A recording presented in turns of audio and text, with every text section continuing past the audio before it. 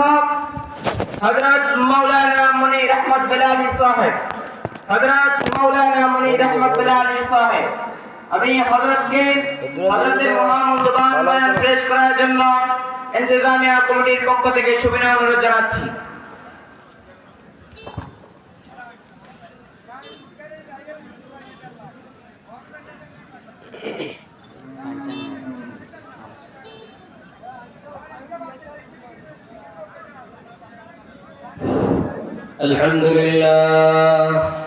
الحمد لله الذي جعل الشمس والقمر بحسبان والنجم والشجر يسجدان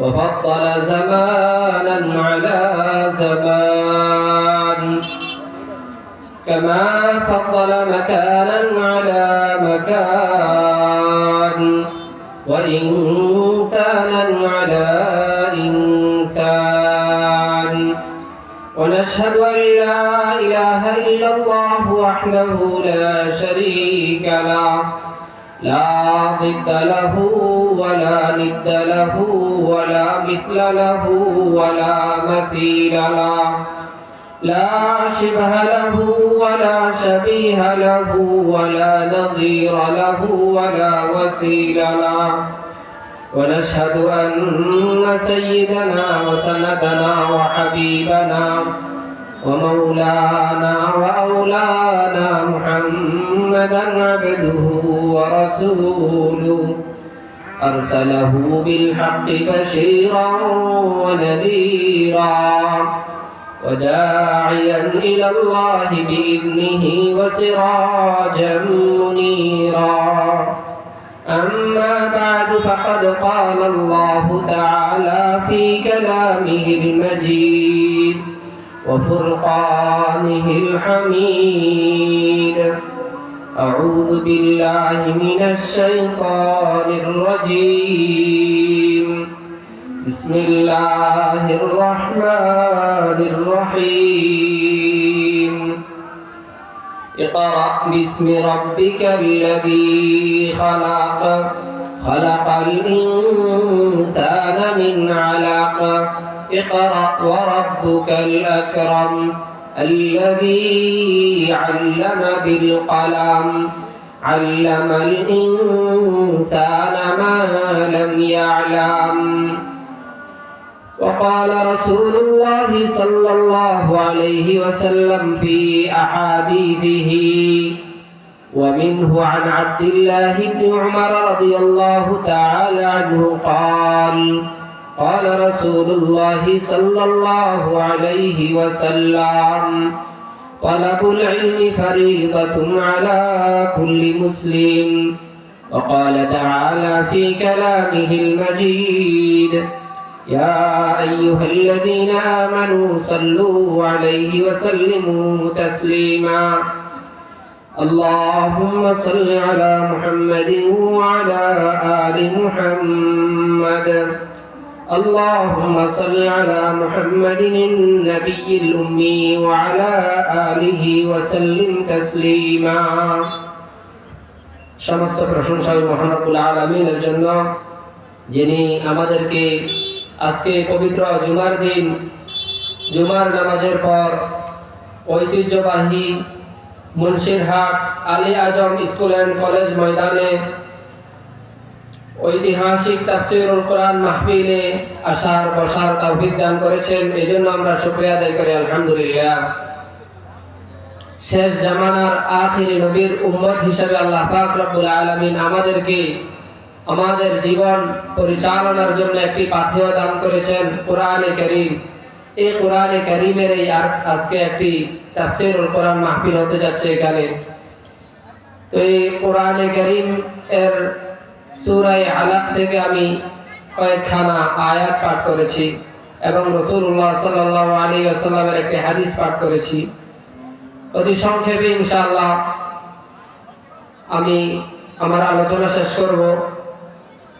তো মহান রব্বুল আলামিন আমাদেরকে যে ঐশী বাণী দান করেছেন, হযরত মুহাম্মদ মুস্তাফা সাল্লাল্লাহু আলাইহি ওয়াসাল্লামের উপর আল্লাহ পাক রব্বুল আলামিন সর্বপ্রথম যেই ওয়াহী দান করেন সেই ওয়াহীর প্রথম আয়াতগুলো আমি আপনাদের সম্মুখে পাঠ করেছি। মহান রব্বুল আলামিন কোরআনে কারীমের ভিতরে বলেন, ইকরা বিসমি রাব্বিকাল্লাযী খালাক। আল্লাহ পাক রব্বুল আলামিন বলেন, হে আমার নবী, ইকরা, আপনি পাঠ করুন। এই আয়াতের সূচনা, এই আয়াত যখন নাজিল হয়েছিল আল্লাহ রাসূল সাল্লাল্লাহু আলাইহি ওয়াসাল্লামের নবুয়ত প্রাপ্তির সর্বপ্রথম এই আয়াত নাজিল হওয়ার ঘটনা। তো আল্লাহ পাক রব্বুল আলামিন হযরত জিবরাইল আলাইহিস সালামকে রাসূলুল্লাহ সাল্লাল্লাহু আলাইহি ওয়াসাল্লামের কাছে পাঠালেন এবং তিনি এই 5টি আয়াত তেলাওয়াত করলেন। অনেক লম্বা ঘটনা এবং তাফসীর করতে গেলে অনেক সময়, অতি সংক্ষেপে আমরা আলোচনা করব এই আয়াত থেকে আমাদের আজকের শিক্ষণীয় বিষয়। মহান রব্বুল আলামিন বলেন, ইকরা বিসমি রাব্বিকাল্লাযী খালাক। হে আমার প্যারে হাবিব, আপনি পাঠ করুন। আল্লাহ রাসূল সাল্লাল্লাহু আলাইহি ওয়াসাল্লাম এই আয়াত শোনার পরে হযরত জিবরাইল আলাইহিস সালামকে বলতেছেন, মা আনা বিকারি, আমি তো পড়তে জানি না। প্যারে হাবিব সাল্লাল্লাহু আলাইহি ওয়াসাল্লাম যখন এটা বললেন, হযরত জিবরাইল আলাইহিস সালাম মানুষের আকৃতিতে প্রিয় নবীকে আলিঙ্গন করলেন। আলিঙ্গন করার পরে এভাবে লাগাতার 3 বার আলিঙ্গন করলেন। আল্লাহ রাসূল সাল্লাল্লাহু আলাইহি ওয়াসাল্লাম উম্মি থাকার কারণে তিনি বলেছিলেন যে আমি পড়তে জানি না, কিন্তু যখন 3 বার আলিঙ্গন করলেন হযরত জিবরাইল আলাইহিস সালাম, তখন আল্লাহ পাক রব্বুল আলামিন ওনার অন্তরের ভিতরে মেধা শক্তি বাড়িয়ে দিলেন এবং অনেকগুলো ইলম দান করলেন। তখন হযরত জিবরাইল আলাইহিস সালাম এই 5টি আয়াত তেলাওয়াত করে। এই 5টি আয়াত তেলাওয়াত করার পরে আল্লাহ রাসূল সাল্লাল্লাহু আলাইহি ওয়াসাল্লামের সাথে সাথে এগুলো সব মুখস্থ হয়ে যায়। আল্লাহ পাক রব্বুল আলামিন বলেন, ইকরা বিসমি রাব্বিকাল্লাযী খালাক। হে আমার প্রিয় হাবিব, আপনি পাঠ করুন। আল্লাহ রাসূল সাল্লাল্লাহু আলাইহি ওয়াসাল্লাম বলতেছেন, আমি তো পাঠ করতে জানি না, কিভাবে পাঠ করব? আল্লাহ পাক রব্বুল আলামিন বলেন, ইকরা বিসমি রাব্বিকাল্লাযী, বিসমি রাব্বিকা, আপনার রবের নামে, আল্লাযী খালাক, জিনার ধ্যান ধারণায়, জিনার ধ্যান করতে আপনি এই গারে হেরার ভিতরে এতদিন অপেক্ষা করতেছেন, সেই মহান রব্বুল আলামিন যিনি আপনাকে সৃষ্টি করেছেন, জগৎ সৃষ্টি করেছে, সকলের প্রতিপালক যিনি, তার নামে আপনি পাঠ করুন। তারপর আল্লাহ পাক রব্বুল আলামিন বলেন, খালাকাল ইনসানা মিন আলাক। আল্লাহ পাক রব্বুল আলামিন রাসূলুল্লাহ সাল্লাল্লাহু আলাইহি ওয়াসাল্লামকে বলে দেন যে খালাকাল ইনসানা মিন আলাক, আপনি চিন্তা করবেন না যে মানুষকে আমি সৃষ্টি করেছি। খালাকাল ইনসানা মিন আলাক, আমি এই মানুষকে সৃষ্টি করেছি এক বিন্দু নাপাক পানি থেকে। ইকরা ওয়া রাব্বুকাল আকরাম, আপনি পাঠ করুন আপনার মহামহিয়ান মর্যাদাশীল, সকল প্রশংসার মালিক যিনি, আকরাম যিনি, সেই মহান প্রতিপালকের নামে আপনি পাঠ করুন। এই যে পাঠ করা, এখান থেকেই মুফাসসিরিনে কেরাম বলেন যে পৃথিবীর সূচনাতে পাঠ করার তেমন বিদ্যালয় ছিল না। আল্লাহ রাসূল সাল্লাল্লাহু আলাইহি ওয়াসাল্লামের যুগে রাসূলুল্লাহ সাল্লাল্লাহু আলাইহি ওয়াসাল্লাম মদিনাতে রাসূলুল্লাহ সাল্লাল্লাহু আলাইহি ওয়াসাল্লামের সাহাবাকে আয়াতগুলা পাঠ করতেন এবং তারা এগুলা মুখস্থ করে নিতেন। এখান থেকেই কোরআনে কারীম, কোরআন মানে হলো পাঠ করার বস্তু, এই কোরআনে কারীমের নামকরণ করা হয় কোরআন করে। যেহেতু সর্বপ্রথম আয়াত হলো ক্বারা ইয়াকরাউ থেকে যে পাঠ করার বস্তু, পাঠ করো, যেহেতু এটা বারবার পাঠ করা হয়, পৃথিবীতে এমন কোনো বই নেই যেটা এত বেশি পাঠ করা হয়। পৃথিবীর শুরু থেকে এই পর্যন্ত সবচাইতে বেশি পাঠ করা হয় কোরআনে কারীম। তো এই কারণে কোরআনকে কোরআন করে নামকরণ করা হয়েছে। তো পাঠ প্রথম নির্দেশ ওয়াহী এসেছে পাঠ করা সম্পর্কে। তো এই জন্য আমরা আমাদের সন্তানদেরকে কোথায় পাঠ করাতে পাঠাবো, এজন্য আল্লাহ পাক রব্বুল আলামিন বলেন পাঠ করাতে হবে রব্বুল আলামিনের বিষয়গুলা। রব্বুল আলামিন যিনি আপনাদেরকে সৃষ্টি করেছেন সেই রবের নামে পাঠ করাতে হবে। আপনাদের সন্তানদেরকে সেই রবের নামে শিক্ষা দান করতে হবে। আল্লাহ পাক রব্বুল আলামিন বলেন ইকরা ওয়া রাব্বুকাল আকরাম আল্লাযী আল্লামা বিল কলাম, যিনি কলমের মাধ্যমে মানুষকে শিক্ষা দিয়েছেন। আল্লামাল ইনসানা মা লাম ইয়ালাম, তিনি মানুষকে শিক্ষা দিয়েছেন যা তারা জানতো না।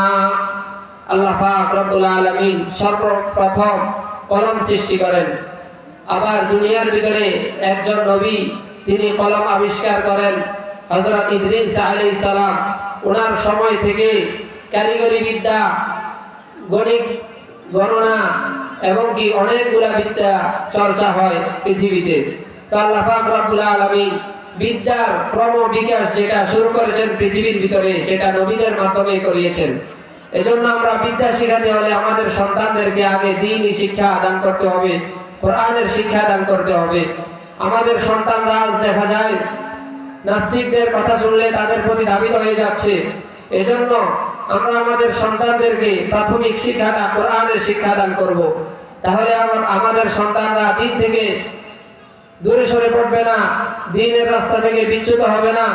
আমাদের সন্তানদেরকে আমরা কোরআনের শিক্ষা দিব।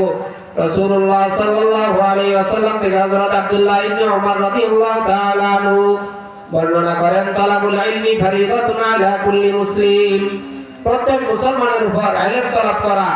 ইলম বলতে দৈনন্দিন জীবন চলার জন্য তার যতটুকু ইলমের প্রয়োজন, যতটুকু জ্ঞানের প্রয়োজন, শরীয়তের বিধিবিধান মানার জন্য যতটুকু ইলম প্রয়োজন, ততটুকু ইলম শিক্ষা করা প্রত্যেক মুসলমানের উপর ফরজ। তো আজকে আমি এটাই বলতে চাই যে আপনাদের সন্তানদেরকে, ডিসেম্বর মাস এসে গেছে, আপনারা আপনাদের সন্তানদেরকে কোরআনের শিক্ষায় শিক্ষিত করুন। কোরআন শিক্ষার পরে দুনিয়াবি শিক্ষাও দরকার, ডাক্তার দরকার, ইঞ্জিনিয়ার দরকার, তারপর তাদেরকে অন্যদিকে দিবেন। আল্লাহ পাক রব্বুল আলামিন আমাদেরকে, আমাদের সন্তানদেরকে দ্বীনি শিক্ষায় শিক্ষিত করার তৌফিক দান করুন। ওয়া মা আলাইনা ইল্লাল বালাগ।